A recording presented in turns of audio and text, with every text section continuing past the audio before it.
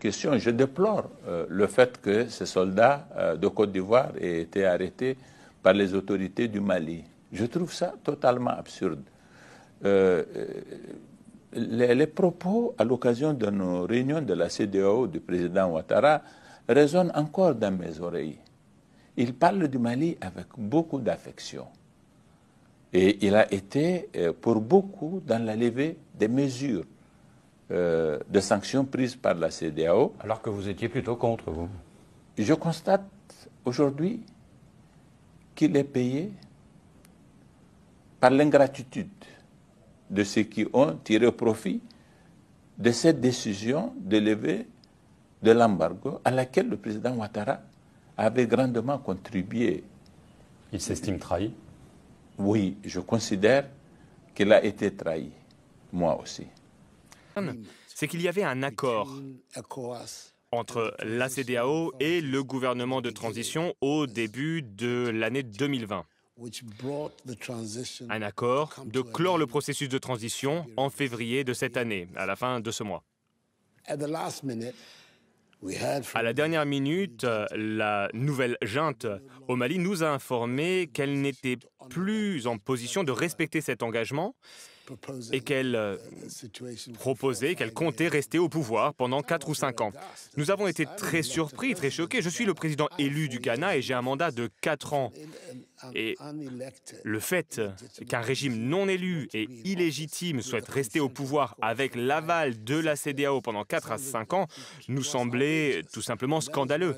C'est pourquoi cette proposition a été rejetée. Question, je déplore le fait que ces soldats de Côte d'Ivoire aient été arrêtés par les autorités du Mali. Je trouve ça totalement absurde.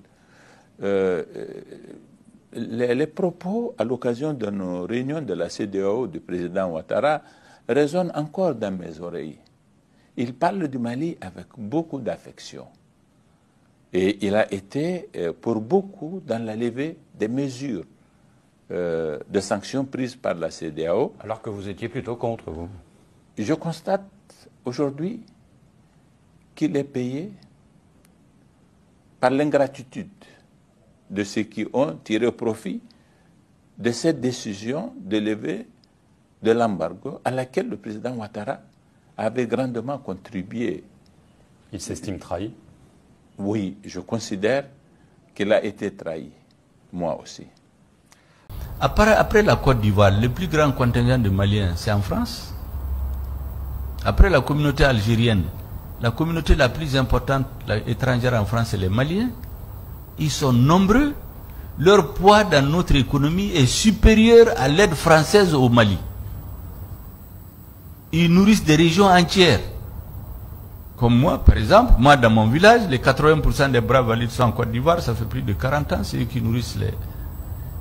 Et donc, il faut être un homme politique complètement désarticulé pour se mettre contre ce pays. C'est quand même des binationaux, ils vivent là-bas, ils travaillent. Je constate aujourd'hui qu'il est payé par l'ingratitude de ceux qui ont tiré profit de cette décision de lever de l'embargo à laquelle le président Ouattara avait grandement contribué. Il s'estime trahi? Oui, je considère qu'il a été trahi, moi aussi.